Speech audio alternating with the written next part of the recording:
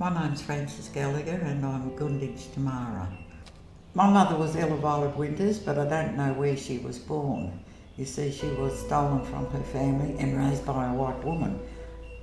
As a child, she didn't know her people or even that she had brothers or sisters. As a little child, I didn't know I was Aboriginal. We moved to Framlingham near Warrnambool when I was 3, and then I met my Aboriginal relatives, including my grandmother, Ella Winters. My mother didn't stay at Framlingham and I lived with her sister who raised me and her 8 children. The elders didn't get on so well with the mission manager because they didn't like to be told what to do. Elders hardly ever seemed to discuss cultural things in front of us. The mission system has drummed that out of them. The women would weave baskets, but they didn't teach us, unfortunately. I never heard the elders speak our language. Kids were stolen from Framlingham, of course, but the adults tried to keep it from us, so we weren't frightened. One day, when I was about 9, a big policeman came out and bailed us 3 kids up. He was a big German fella in leather motorbike outfit, really scary, and he was interrogating us. He was on the verge of taking us. Thank God an uncle came running up to see what was happening, or we would have been taken.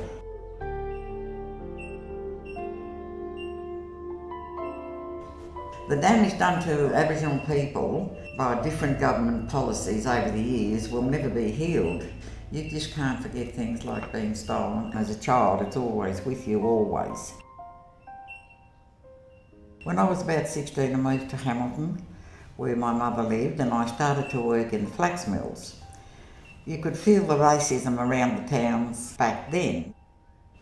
Mission life didn't prepare us for the outside world. It was like coming out of an institution. There was no work around for Aboriginal people adjusting to the outside world.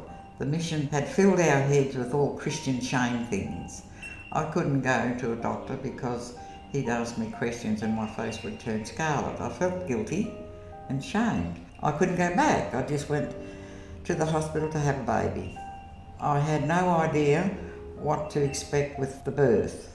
There was no prenatal care for Aboriginal women in those days. We were kept ignorant. That meant I had no choice about family planning, no control over the direction my life took.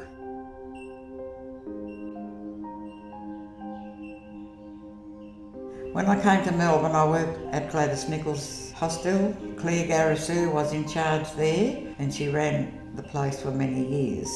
I also worked at Margaret Tucker, Aboriginal Girls' Hostel for homeless teenagers. That was named after Auntie Marge Tucker, who did so much work for our people. Eleanor Hardy ran the place, and she was another person who worked very hard for the Aboriginal community. I also worked at Elizabeth Hoffman House, their Aboriginal Women's Refuge. It was pretty hard going, raising my 8 kids alone and then manage another job of families at work, especially with all the stress that goes with the refuge work. But I enjoyed working in Aboriginal organisations where you can do things our way according to our culture and our beliefs. Our community is much stronger now that we manage our own affairs, and the next generation will have opportunities we never had. I feel education is the key to their future. They have to take up the opportunities we struggle to make for them.